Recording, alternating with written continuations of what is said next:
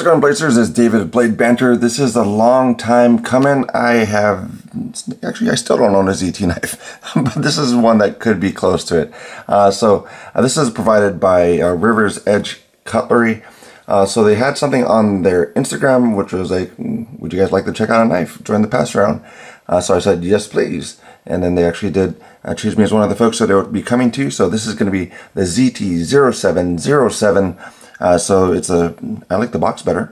And then at the end of this is going to be my initial impressions and unboxing. So if you stay all the way to the end, you get to see my misconceptions on the knife, anything that I was mistaken on, but at least my initial first impression of this knife. So I was able to carry it. It's only about a week, so I haven't done a lot of hard use to it, just regular use that I would normally do, just cut a few little boxes, cut some tape. So nothing crazy. This is probably not one that you want to go crazy on either, but we'll get into that a little bit later. So again, River's Edge Cutlery, so we'll come back to that. So we're going to leave that sticker up here because they're the one that sent it over, and we'll be sending it around to other folks that they chose that will be looking at the knife.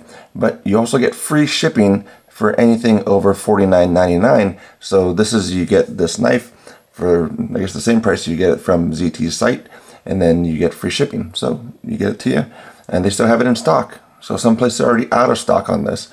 So this is going to be also one. So Kershaw and ZT have been one that I guess they don't really like to, at least from my experience, they don't like to talk to reviewers and kind of have those type of relationships, which is kind of bad about it, because I'm like, I would love to get more of the knives out there, be able to experience more of their knives, but it's just one of those things that they just don't want to deal with it with one way or another. So I'm not too sure why that is. So Kershaw ZT, if you want to let me know, we can talk about it. But that's my impression on it, because anytime I reached out, they said, nope, not interested at all. This is going to be what I'm going to be looking at. So first off, very, very light for what it is. So 2.4 ounces for this knife. So in this channel, as far as what we're going to use for measurement on that, oops, sorry about that. But what we're going to use for this, 2.4 ounces is 12 quarters. So that's that. So I guess comparison, a lot of people have bug outs. So bug out is about 1.8, 1.9 ounces. So you're basically adding 2 quarters and a penny, and then you get this knife, which is titanium frame lock, and then you also get the carbon fiber front, M390. So it's not a lot heavier than that. So that's something that's good about it for the weight. So 12 quarters. If you have it, you can kind of pick that up, see what it is. If you have a bug out, add 2 quarters and a penny to it. Then that's going to be how much this weighs. So pricing for this one, currently it's at $248. MSRP is about $310. So that's going to be the pricing that you're going to kind of find it around at different places. And again, as recording this, it is still in stock at River's Edge Cutlery, so order it up there. Support the folks that are supporting the community and letting us experience these knives, which is a great thing. So for myself, the pull that I feel is kind of ideal is about 2 to 3 pounds for a flipper knife. This one is the one that they have a tuned detent. So this is where they're saying that this is the detent that we want for this blade, for this knife. So this is what we're going to have for this. So what are we going to have for the detent? So 3 pounds, 0.6 ounces, which is pretty spot on with what I prefer. So 2 to 3 pounds is what I like. This is at 3 pounds, 0.6 ounces. And so what is the tuned detent? I had no idea that it even existed. So that's where I was wondering, when you look at the unboxing, I'm like, why does this have like a double hitch, where it kind of feels like the detent ball goes onto the blade, then it feels like it goes onto the detent ball goes onto the blade again, which was a really odd experience, which I couldn't figure out on the initial video. I figured out afterwards, as far as what it was, especially if you're going to their site and actually seeing, oh, they have a tuned detent system, and what exactly is that? Then I looked it up, looked at the blade a little bit more, and I was like, oh, that's what it is. So it actually is interesting for that, and we'll get into what a tuned detent is. But this one has for deployment methods, so you have light switch, you're going to have a pinch and roll, so you can actually pinch it. Oh, my hand's a little bit slippery. normally you can pinch it out. Normally you can pinch and roll it out. You're going to have basically the traditional style. Well, no, maybe you could do traditional. So basically, in normal circumstances, I could do light switch, pinch and roll, and traditional. But really, the main form of deployment is going to be a light switch for this one. So that's where also, so this is where it comes into play as far as that tuned detent. So basically on most frame lock knives, you're going to have the detent ball is going to be in the blade, and then there's going to be a detent ball behind here that drops into a hole, and that's what sets your detent in the closed position. So this is different, where this ball, all it does is float on top of the blade on this side. So this side doesn't actually add your detent, but the actual show side of your knife is actually where the detent is given. So this side also has a detent ball, and this is the side that actually gives you the detent. So that's where you can press on it as much as you want for this. Some knives that you come across where you like even breathe on the frame for the frame lock, it just won't open. You can't do it. So this one you can actually put your hand on it. So I'm going to put all four fingers on there. Well, 3 fingers. I need one to flip it. So 3 fingers on there, and let's see if it still works.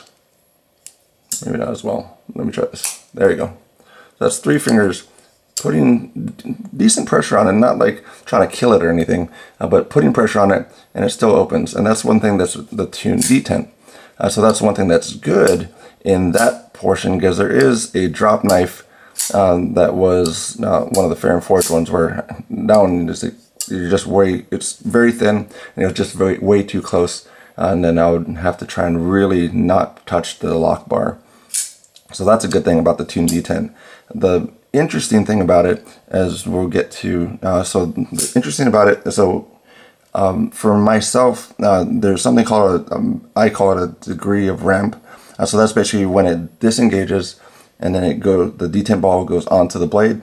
That's my degree of ramp, so I give you that information. So the initial degree of ramp is 16 degrees, which is good. I feel that 20 degrees is really good, 30 degrees is okay, 40 degrees or more is not great. So that's where on this one it's kind of interesting, where the detent ball isn't on the same place on both sides of the knife. So you got the first detent ball, which is going to be this side that does not add pressure, but it just kind of floats the lock bar so it doesn't grind into the blade and cause other issues. But you basically have 16 degrees here, and then you keep on moving, and then you're going to have basically another one here. So this is where that second detent ball drops onto the blade, and that's at 40 degrees. So that's what I wasn't able to figure out, is like, what is going on here? Because you basically have that first one clicks on, so that's the first time, that's the first ball on this side that drops onto the blade, 16 degrees, and then you're going to have it move up further, and then you're going to have another one, and that's at about 40 degrees. So that was a little bit odd. In use, in flipping it open, close, it doesn't really bother me much, because it does have kind of a ramp. It doesn't have the standard detent ramp that I would see, because it's normally where it's kind of cut a groove into it as far as the path of travel. This one, they just kind of like put an angle on it. So it's not specific to that area. It makes it probably easier, where it's just like the whole thing's ramped. So no matter where that ball is, it's going to be going into that detent ramp, is maybe the reason for that as far as the design aspect. But that was just one thing that was kind of interesting about the process. And then due to that reason, you kind of lose the drop shot action. So I've been flipping it for a bit, but so I guess it depends if you like drop shot. If you don't, and you like to kind of shake it closed, or if you just like to push it closed, then that's where you'll be fine with it. But that's one thing that you kind of lose from it, because initially I said this kind of might be the replacement for the 0450, which it could be, but it's just some oddities or some differences that come along with that. So 20 CV is what you get for the blade steel.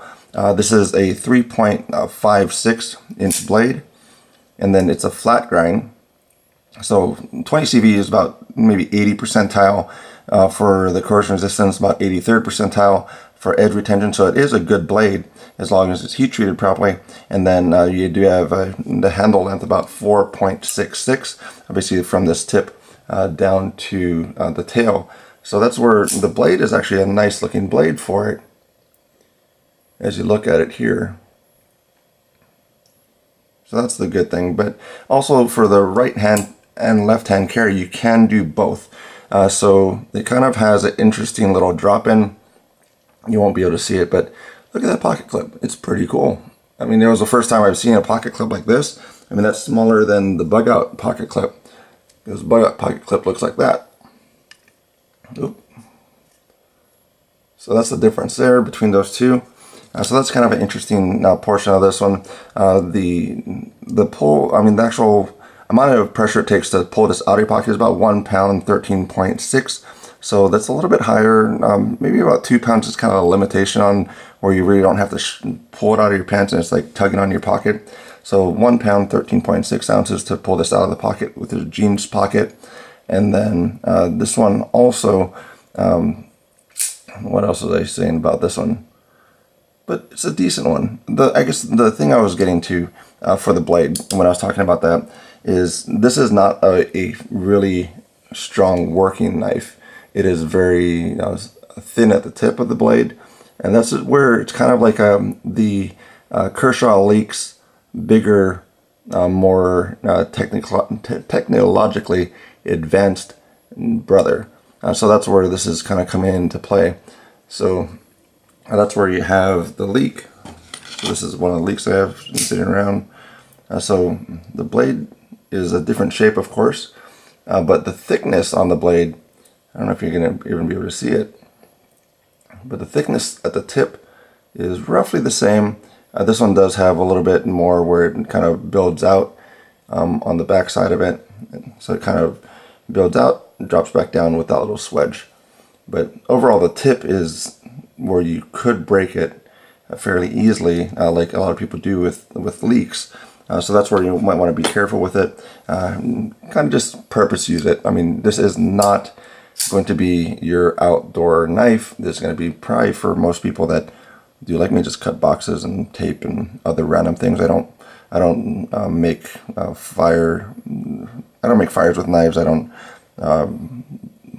do whittling or anything like that. So this is actually a pretty decent one for that. So would I recommend it? That's where I probably would. And then one thing I found interesting, and this is across the whole industry as far as like the designer. So on this one it says, for designer, it says ZT Originals.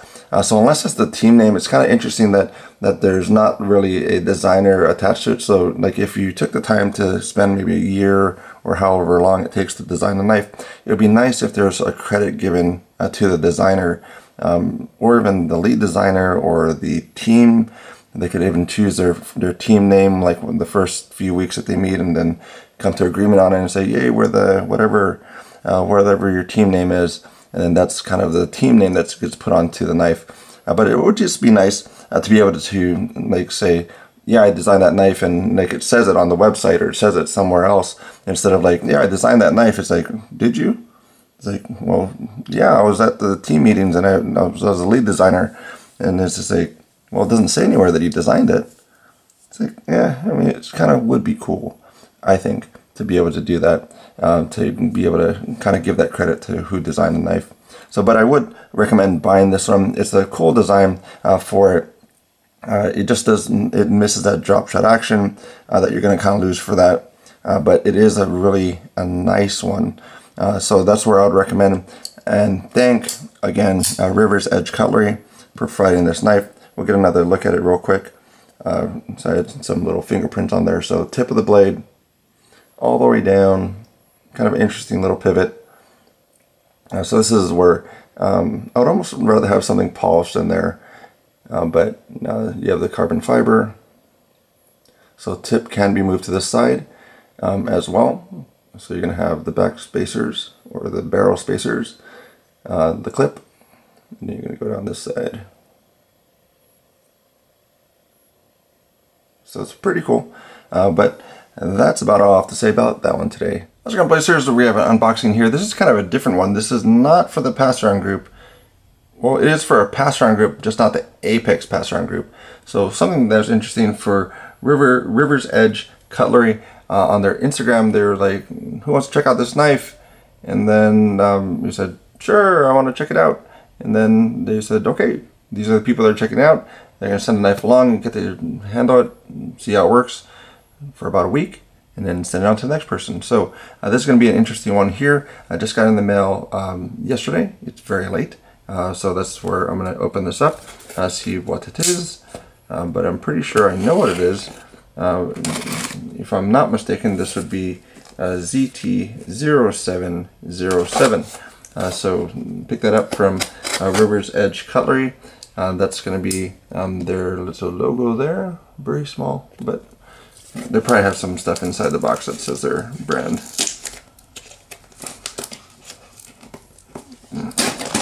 Okay, whoa, yes. Okay, so a lot of stickers.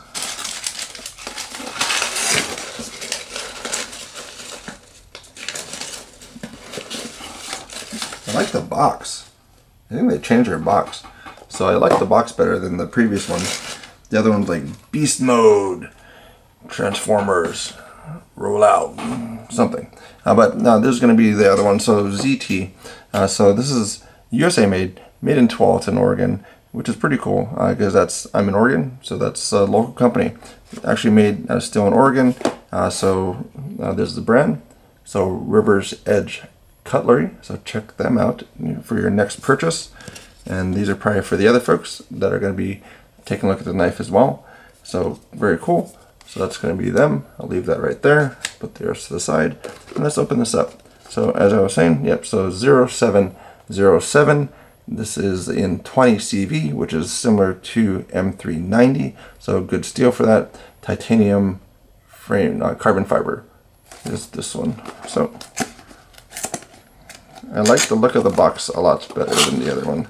The silver works better, I think. Standard flare box. Ooh. Oh, I don't know what I knocked over, but basic information, safety things, how to carry your knife, all those type of things, standard things. So if you cut yourself, it is not their fault. That is your fault.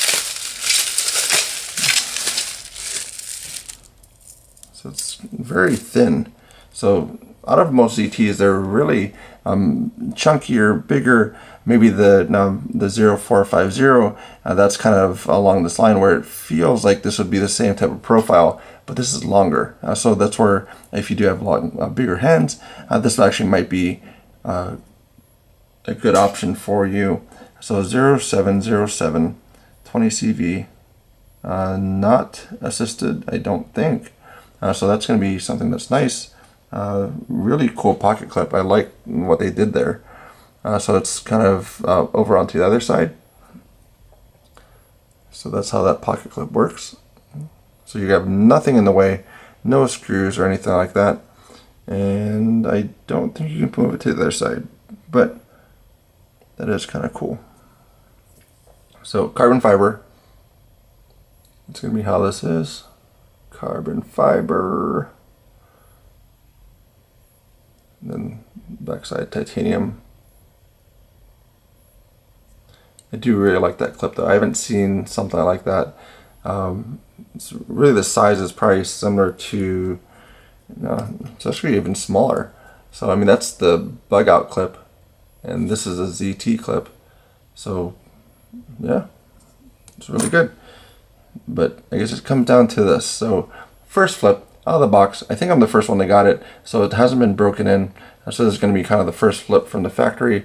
I'm not trying not to screw it up, but ooh, that's nice. Release is good.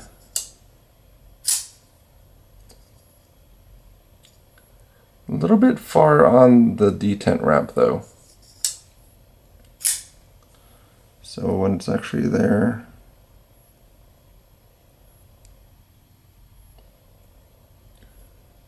so that's kind of a, I think it has a ramp. It's on the blade there, so the detent ball, then it goes up, up, up, and then it has a little bit of resistance, and then it goes on to the blade the rest of the way. So that would be where I would say, but it doesn't seem to have a detent ramp. which is odd. Huh. I'm gonna have to look at that a little bit more. I don't know if that hole drilled in there is actually interacting with the detent track, but just has a very different feel to it because it's onto the blade at this point. So that's on the blade right there at that angle. And it kind of keeps on going. And then it has another one that kind of has a little bit of hold up. And then it goes on to it further and kind of has a little hiccup there. So don't know if that's on purpose or not, but so far,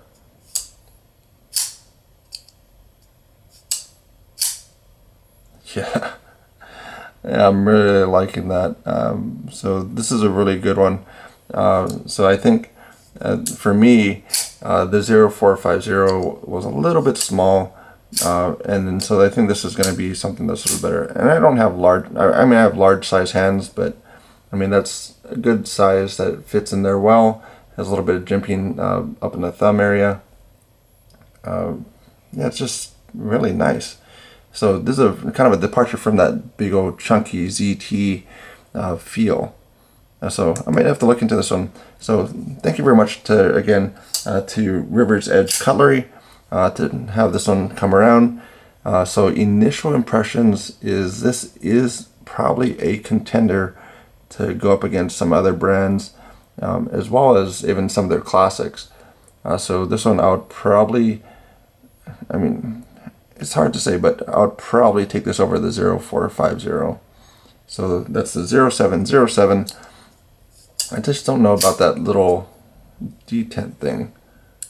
So I don't know if that's on purpose. So it's detent ball on, and then it has just a little bit more, and then it goes out again. I'll have to play around with it. Pocket clip looks good though. I like that. So thanks again to them, River's Edge Cutlery. Again, check them out and place your order. Buy one of those, the 0707. Check it out and let me know what you think. But that's about all I have to say about that one today.